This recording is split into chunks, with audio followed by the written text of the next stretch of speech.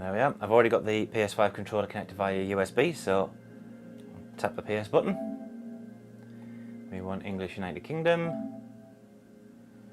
Circles should fill the screen without showing black borders.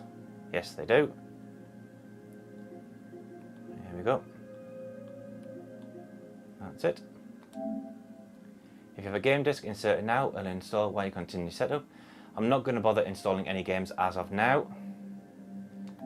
Continue without. So there we are, power options. We've got low power, consumes less power, doesn't apply update, doesn't charge controllers, whereas we've got the optimized, which I think, to be honest, we're going to use optimized. What's custom? Select which features. Nah, we'll do customized. Optimized, sorry. Can't be pestered to read that. Probably should, but can't be pestered. Update the system software to use network features and get the most out of your PS5. So let's update and update. Right, I will cut the sequence short for you because it'll probably take a while. There we are, that should be the update installed.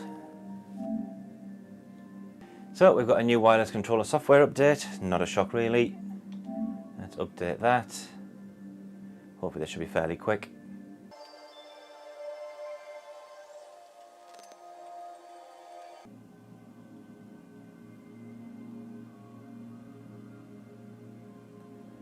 Right, so now we're asked to sign in, which I will enter my credentials and be back in a second. So I've chosen to sign in manually and not through the app, just to see what the process is like with a manual sign in. Adjust privacy settings. So I've got social open, like to maximize, team player, effortless multiplayer, but I'm limit who knows my real identity, friend focused, solo focused. Go with that for now. I can change it later on. Privacy, yep. Data collection, limited data only.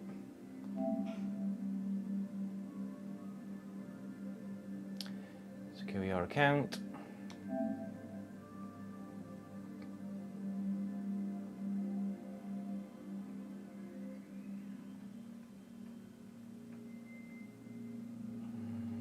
Don't want family on mine, this is just my PlayStation.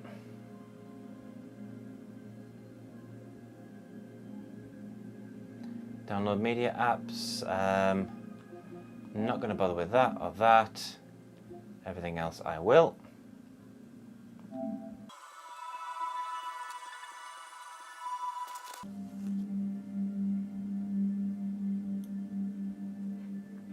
Transfer your data from your PS4, here we go. So, quickly finish your configuration of PS5 by bringing over your users, games and save data to your PS4. If you want to do this later, you can transfer games. No, I'll do it now.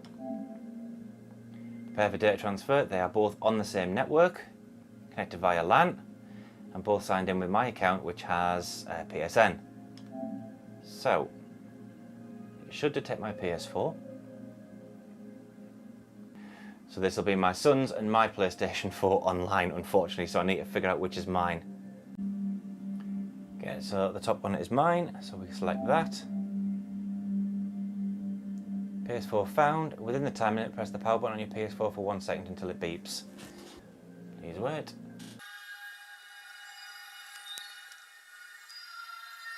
Okay, so it's asked to select me. It's already selected. We'll go down to next.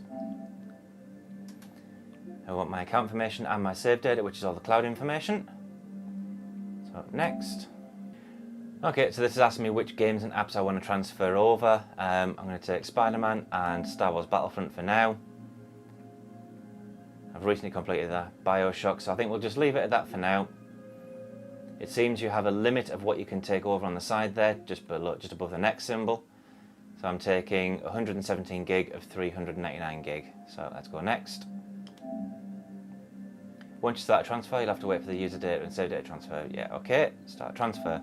Right, apparently 1 minute. That's actually not that bad.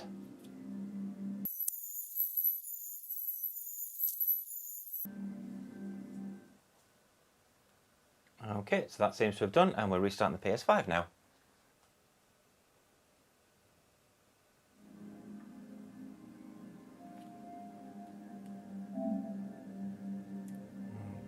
welcome to PlayStation 5.